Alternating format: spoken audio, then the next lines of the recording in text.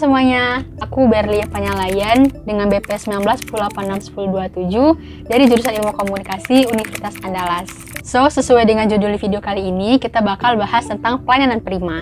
Dan secara khusus juga kita bakal bahas tentang pelanggan dan kolega dalam pelayanan prima. Nah, untuk itu, sebelum kita masuk ke pembahasan lebih rinci lagi, aku mau make sure teman-teman buat like video ini. Dan juga teman-teman boleh share video ini ke keluarga-keluarga yang lain atau mungkin teman-teman yang lainnya agar ilmunya nggak sampai di kalian. So, enjoy guys! Oke, kita langsung aja masuk kepada pembahasan, itu pelayanan prima. Nah, teman-teman pasti pernah kan kayak punya pengalaman teman-teman dilayanin oleh seorang pelayan atau mungkin petugas di sebuah instansi. Misalnya kayak teman-teman lagi nongkrong, terus tuh pesan makanan, pesan minuman, terus dilayanin oleh pelayan di sana. Atau mungkin kayak teman-teman lagi ngurus KTP atau mungkin SIM, kayak pasti ada petugas-petugas yang memberikan arahan atau memberikan pelayanan terhadap teman-teman yang ingin mengurus berkas itu. Pasti pernah kan punya kayak gitu. Nah, itu kayak salah satu contoh pelayanan prima. Nah, jadi secara definisi pelayanan prima itu adalah pelayanan yang sangat baik dan pelayanan atau mungkin pelayanan terbaik sesuai dengan standar atau SOP yang dimiliki oleh sebuah perusahaan atau instansi yang bertujuan untuk memuaskan pihak yang mereka layanin. Nah, pihak yang mereka layanin ini adalah dalam artian kayak pelanggan atau mungkin teman-teman yang sebagai objek dari pelayanan tersebut. Arti lain dari pelayanan prima ini adalah kayak kepedulian terhadap pelanggan dengan memberikan layanan terbaik untuk memfasilitasi kemudahan pemenuhan kebutuhan tersebut untuk memuaskan pihak yang dilayanin agar mereka selalu loyal kepada instansi atau perusahaan. Oke, selanjutnya kita bakal bahas tentang pengertian pelanggan dan kolega. Nah, kedua hal ini memiliki pengertian yang berbeda, teman-teman. Kolega itu sendiri adalah kayak rekan profesi, teman kerja, teman bisnis, atau mungkin teman sejawat yang berada di dalam satu kantor. Nah, kolega sendiri ini juga terbagi menjadi dua, teman-teman. Ada kolega internal dan kolega eksternal. Kolega internal ini adalah kolega yang berasal dari dalam perusahaan, teman-teman. Seperti kayak teman kerja yang bisa menjadi teman atau partner yang dimana mempunyai tugas untuk menyelesaikan pekerjaan di dalam perusahaan. Nah, kemudian yang kedua adalah kolega eksternal, yaitu adalah kolega yang berasal dari luar perusahaan. Kolega eksternal ini adalah pihak-pihak di luar perusahaan yang dapat memberikan kontribusi dan membantu perusahaan. Nah, itu pengertian dari kolega dan macam-macam kolega. Nah, yang kedua adalah pelanggan. Nah, pengertian pelanggan itu adalah organisasi atau orang perorangan yang membeli atau menggunakan produk berupa barang atau jasa secara terus-menerus. Nah, pelanggan sendiri itu terbagi menjadi tiga. Yang pertama adalah pelanggan internal, eksternal, dan juga pelanggan diantara. Yang pertama adalah pelanggan internal. Pelanggan internal ini adalah pelanggan yang berasal dari dalam lingkup perusahaan yang membeli suatu produk atau layanan untuk dijual kembali kepada orang lain. Nah, jadi pelanggan internal ini juga bukan seorang individu aja, tapi melainkan kayak agen, lembaga, atau organisasi yang mendistribusikan produk atau layanan yang perusahaan buat. Nah, kemudian untuk memaksimalkan kinerja dari pelanggan internal ini, mereka juga memiliki kesepakatan kerjasama dengan perusahaan untuk memperoleh keuntungan bersama, teman-teman. Jadi, pada dasarnya pelanggan internal ini bukan menggunakan produk atau pelayanan yang mereka beli tadi itu untuk mereka sendiri. Nah, yang kedua adalah pelanggan eksternal. Pelanggan eksternal ini adalah pelanggan yang berasal dari luar lingkup perusahaan. Pelanggan eksternal ini adalah pelanggan yang menggunakan produk atau jasa dari suatu perusahaan. Nah, pelanggan eksternal ini juga bisa disebut kayak pelanggan akhir. Kenapa begitu? Karena ya mereka adalah sasaran dari sebuah produk atau layanan jasa yang diberikan suatu perusahaan. Nah, untuk mendapatkan kepercayaan dari pelanggan eksternal ini, sebuah perusahaan perlu banget untuk memperhatikan kayak kualitas, kinerja dari produk atau layanan jasa yang mereka hasilkan atau yang mereka buat. Kenapa harus diperhatikan sih? Karena pasti teman-teman kayak sadar kan kalau misalnya kalau kita puas dengan sebuah layanan atau produk, kita bakal mungkin membeli lagi atau mungkin merekomendasikan ke teman-teman kita yang lainnya. Nah, dengan alasan itulah kenapa sebuah perusahaan itu harus perhatiin bagaimana produk atau jasa layanan yang mereka buat. Jadi harus banget memberikan kualitas yang baik, harus sesuai kebutuhan pelanggan juga. Itulah alasan kenapa perusahaan atau mungkin instansi yang harus mereka perhatiin dalam memberikan pelayanan atau menjual produk-produk yang ada. Nah, ketiga adalah pelanggan antara. Mungkin teman-teman ada yang asing dengan pelanggan antara. Jadi pelanggan antara itu adalah pelanggan yang dimana mereka bertindak sebagai perantara antara produk, dapat berupa individu ataupun kelompok. Nah, pelanggan antara ini nggak terlalu jauh beda dengan pelanggan internal, karena mereka sama-sama menjadi perantara. Nah, yang menjadi perbedaan itu adalah kalau pelanggan internal kan mereka dari perusahaan. Nah, sedang untuk membawa juga nama perusahaan, bukan membawa individu.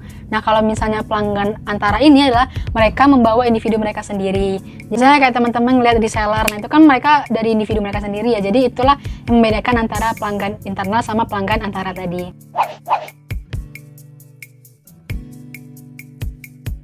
Bahasan selanjutnya adalah tentang karakteristik pelanggan. Tadi kan kita udah bahas nih tentang jenis pelanggan. Nah, selanjutnya kita bakal bahas tentang karakteristik pelanggan. Jadi kayak dari jenis pelanggan itu ternyata ada loh kayak beberapa lagi karakteristik atau ciri-ciri pelanggan nih. Nah, yang pertama adalah pelanggan baru. Nah, seperti biasanya pelanggan baru itu adalah mereka yang biasanya kayak memberikan pertanyaan-pertanyaan yang banyak dalam menanyakan hal-hal yang baru mereka ingin ketahui gitu. Nah, pelanggan baru ini ternyata juga bisa loh menjadi sebuah potensi untuk menjadi pelanggan-pelanggan yang bakal nantinya yang loyal kepada perusahaan atau instansi itu dalam masa mendatang. Nah, kedua adalah pelanggan potensial. Nah, ciri-ciri dari pelanggan ini adalah pelanggan yang memiliki ketertarikan dalam produk atau jasa yang dibuat sebuah perusahaan. Jadi ketertarikan mereka tersebut bisa menjadi sebuah potensi untuk mereka menjadi pelanggan yang loyal. Nah, terus yang ketiga adalah pelanggan impulsif. Nah, pelanggan impulsif ini memiliki ciri-ciri seperti pelanggan yang cenderung spontan dalam membeli produk kita. Jadi mereka tidak perlu dipersuasif untuk membeli produk kita, sehingga mereka lebih instan atau lebih spontan untuk membeli produk-produk kita. Yang keempat adalah pelanggan hemat. Nah, mungkin dari beberapa teman-teman nih pernah menjadi pelanggan hemat ya. Jadi kayak pelanggan hemat ini adalah ciri-ciri di mana pelanggan yang membeli produk atau menggunakan jasa itu lebih kepada karena mereka sedang diskon atau sedang dalam promo program tertentu. Nah, jadi karakteristik dari pelanggan ini itu cenderung banget kayak enggan dalam membeli produk tersebut dalam harga normal. Nah, yang terakhir adalah pelanggan loyal. Pelanggan ini dicirikan dengan bagaimana mereka ketika udah nemu nih produk yang mereka sukai, biasanya mereka bakal terus-terusan menggunakan produk tersebut. Dan biasanya enggan untuk berpindah kepada produk lain. Serta juga biasanya mereka bakal merekomendasikan produk-produk yang mereka pakai tersebut kepada teman-teman mereka atau orang-orang terdekat mereka. Nah, itulah beberapa karakteristik dari pelanggan.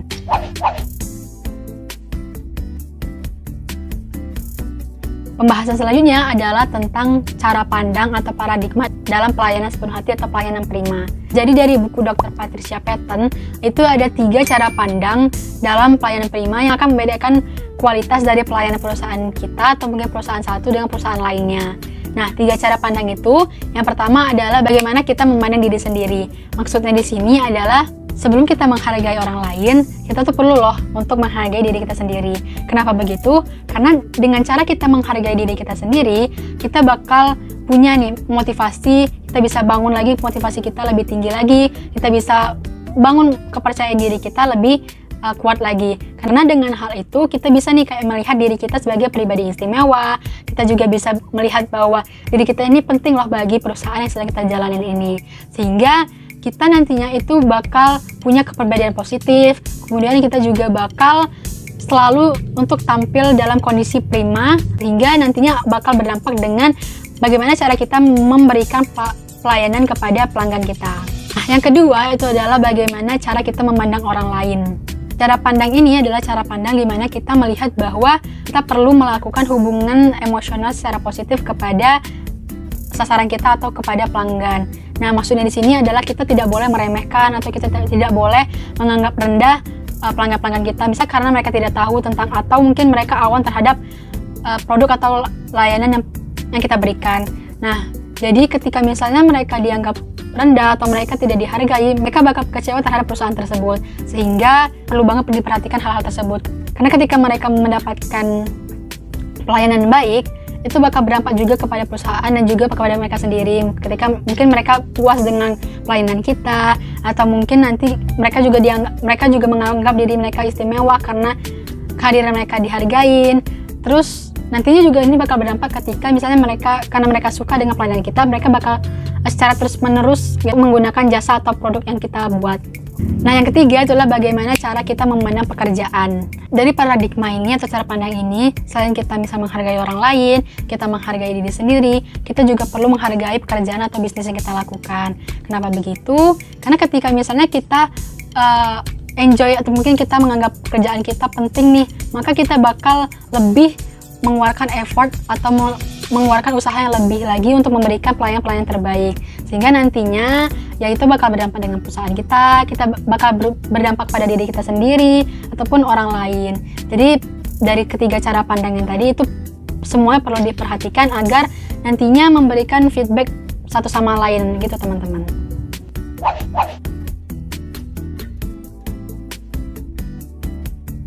Nah, pembahasan yang terakhir adalah tentang sikap dalam pelayanan prima. Jadi kita udah bahas tentang bagaimana ciri-ciri pelanggan, bagaimana cara pandang untuk pelayanan prima. Nah, yang terakhir ini adalah hal yang sangat penting atau faktor yang penting dalam pelayanan prima. Ada beberapa sikap dalam pelayanan prima. Yang pertama adalah gairah. Gairah ini adalah bagaimana atau bentuk semangat kita yang sangat positif atau yang kuat dalam pekerjaan kita. Nah, ketika misalnya kita semangat dalam bekerja, itu bakal berdampak positif kepada pekerjaan dan bagaimana cara kita memberikan pelayanan.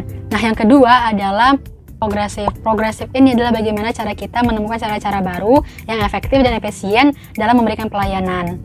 Yang ketiga adalah proaktif. Proaktif ini adalah bagaimana kita secara aktif untuk melakukan atau menemukan cara-cara baru tadi untuk memberikan pelayanan, sehingga nantinya akan menambahkan makna dan rasa cinta terhadap pekerjaan yang kita lakukan. Yang keempat adalah positif. Maksud positif di sini adalah bagaimana cara kita menyambut dan memberikan pelayanan kepada pelanggan dengan sepenuh hati, sehingga nantinya bakal berdampak dengan kepuasan dari konsumen tersebut atau pelanggan tersebut.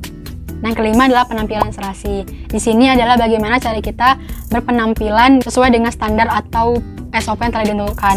Nah, ketika misalnya kita berpakaian rapi, sopan, itu bakal menambah value diri kita sendiri. Dan juga sebenarnya beberapa dari kita mungkin sering mengalami kayak kita melihat orang itu dari penampilan dulu kan. Nah, ketika misalnya seorang petugas atau pelayanan atau seorang pelayan tersebut berpakaian dengan rapi dan sopan atau sesuai dengan standar yang telah ditetapkan, itu dapat menambah kepercayaan pelanggan kepada perusahaan atau instansi tersebut. Yang keenam adalah melayani dengan sikap saling menghargai. Seperti yang sudah dijelaskan di awal tadi, bahwasannya kita juga perlu banget menghargai orang lain satu sama lain. Jadi ketika misalnya adanya rasa saling menghargai ini, sebuah pelayanan tersebut juga dapat berjalan dengan baik dan kita puas dan pelanggan juga puas. Nah, namun tidak menutup kemungkinan nih, misalnya kayak dalam sebuah pelayanan prima ini kita mendapati seperti halnya kayak ada orang-orang yang hanya ingin tujuan mereka ini cuman untuk dapat pelayanan tersebut tanpa memikirkan kayak kualitas dari pelayanan tersebut. Jadi kan misalnya ketika tujuan mereka udah tercapai, ya udah gitu. Namun ada pula orang-orang yang kayak misalnya mereka ini memperhatikan banget bagaimana kualitas dari pelayanan yang kita lakukan, sehingga ketika misalnya kita kurang memenuhi harapan atau ekspektasi mereka terhadap pelayanan yang ada, itu bakal membuat mereka nih merasa bahwa pelayanan yang kita lakukan atau pelayanan dari sebuah perusahaan lakukan itu buruk terhadap mereka, tuh nggak baik dari pandangan mereka. Nah, jadi dari beberapa pembahasan yang udah aku jelaskan ini, kesimpulannya adalah bahwasannya pelayanan prima ini sangat penting dan juga kita nggak bisa lepas dari sebuah pelayanan prima, baik itu petugas, baik itu pelanggan. Jadi semoga kedepannya apabila kita menjadi seorang petugas yang memberikan pelayanan atau mungkin kita menjadi orang-orang yang memberikan pelayanan tersebut, kita dapat memperhatikan hal-hal yang udah aku jelaskan tadi di awal, dengan tujuan seperti tadi bahwa adanya kepuasan pelanggan, juga keuntungan bagaimana nantinya mereka menjadi pelanggan yang loyal kepada perusahaan atau bisnis yang kita sedang jalankan. Nah, itulah beberapa pembahasan yang bisa aku jelaskan di video kali ini. Terima kasih banyak udah menonton hingga akhir dan juga terima kasih udah memperhatikan hingga akhir. Jadi, apabila misalnya ada beberapa salah kata atau misalnya aku keselipet kata-katanya, itu aku mohon maaf. Karena di sini aku juga sama-sama belajar dengan teman-teman sekalian. Dan jangan lupa like dan share video ini ke teman-teman yang lainnya agar kita sama-sama belajar.